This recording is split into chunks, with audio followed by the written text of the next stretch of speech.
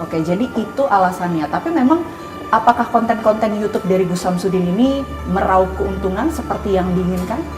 Dari keterangan yang dia sampaikan bahwa selama ini dia mendapat keuntungan dari kontennya itu cukup besar, dari sekitaran 100 sampai 130 juta. Dan itu dikuatkan dengan keterangan dari seseorang yang membantu dia. Oke.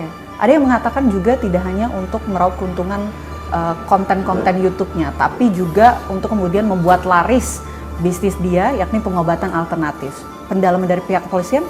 Ya, jadi saudara Samsudin ini membuka juga pengobatan tradisional di tempatnya. Pengobatan tradisional ini ya tidak mempunyai izin juga. Nah, dengan meningkatnya viewersnya dia semakin terkenal. Harapan dia juga selain mendapatkan viewers yang banyak, dia juga untuk mendapatkan peminat yang banyak terhadap pengobatan tradisionalnya. Karena pengobatan tradisionalnya ini cukup terkenal di kalangan luas, masyarakat luas. Kalau kita lihat dari video konten ya Pak yang dibuat oleh Gus Samsudin ini kan banyak yang terlibat. Ada belasan orang lah yang kurang lebih terlibat.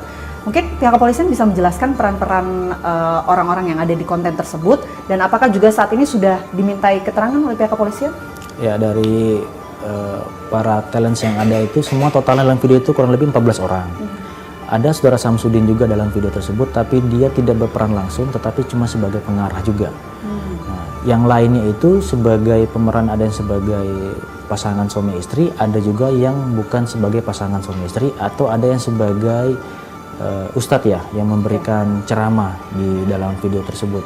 Tetapi semuanya itu hanya suatu settingan, suatu drama yang dibuat-buat oleh saudara Samsudin untuk menarik perhatian viewers. Karena itu menurut dia itu sesuatu yang kontroversial.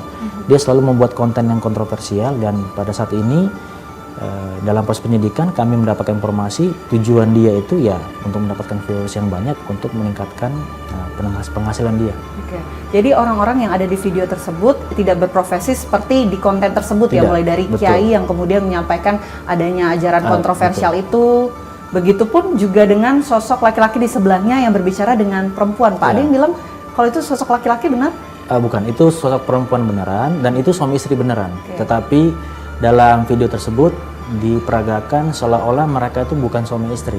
Karena judul videonya itu kan adalah boleh bertukar pasangan asal suka sama suka dan dijanjikan masuk surga. Nah, tapi yang peragaan antara yang pihak laki-laki dan ada menyentuh pihak perempuan itu suami istri beneran.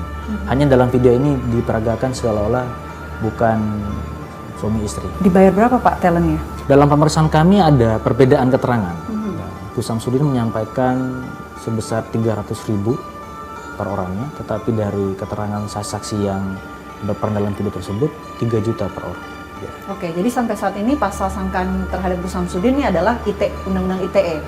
Kalau mengenai pasal lainnya, ujaran kebencian sara dan juga penyebaran berita bohong, seperti apa Pak? Ya, jadi kita ke depannya sudah kita ambil keterangan dari ahli agama, kita memeriksa untuk mendapatkan keterangan arah ke penistaan agama.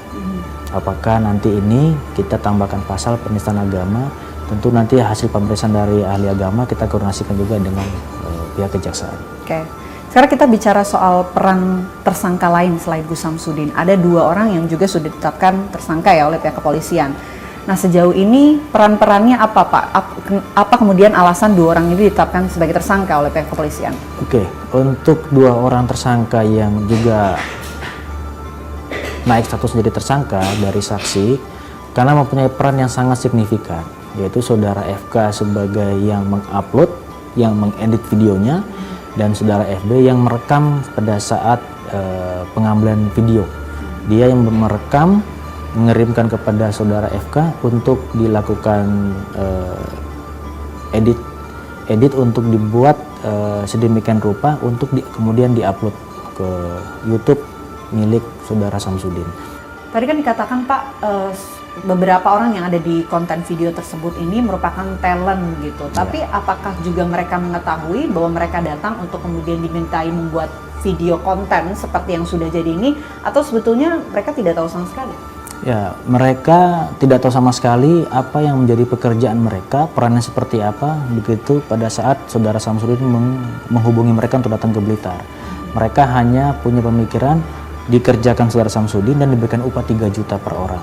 Dan tidak tahu sama sekali bahwa peran yang diperagakan ini mengandung unsur ujaran kebencian, mengandung unsur yang bisa memberikan kerusuhan di masyarakat. Tidak sama sekali punya pemikiran ke sana, karena mereka tidak diberikan gambaran spesifik terkait peran dan pekerjaan seperti apa ya pada saat tiba di Blitar nanti. Mereka hanya tahu dibayar, setelah dibayar dipulangkan kembali ke rumah mereka masing-masing. Ini kan talent yang memang berasal dari luar Blitar begitu di Jawa Barat. Tapi apakah mereka ini walaupun dari luar Blitar ini merupakan pengikut-pengikut dari Gus Samsudin yang juga sempat mendengarkan ataupun mengikuti ajaran-ajaran yang disampaikan Gus Samsudin? Bukan, sama sekali tidak. Sama sekali tidak. Mereka hanya menghubungi saudara Samsudin untuk meminta